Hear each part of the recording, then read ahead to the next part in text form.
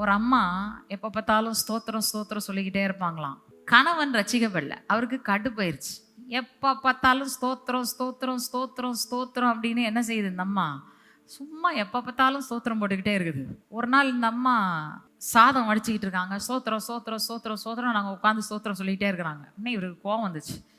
இந்த அம்மா பானையை எடுத்து வடிக்கிறதுக்கு போனாங்க. இவர் ஓங்கி ஒரு அறை விட்டு, என்னடி ஸ்தோத்திரம், சும்மா இரு, வாயை மூடு அப்படின்னு சொல்லிட்டு ஓங்கி பட்டாருன்னு ஒரு அடி விட்டாராம். கையில் இருந்த பாத்திரம் என்ன ஆயிடுச்சு?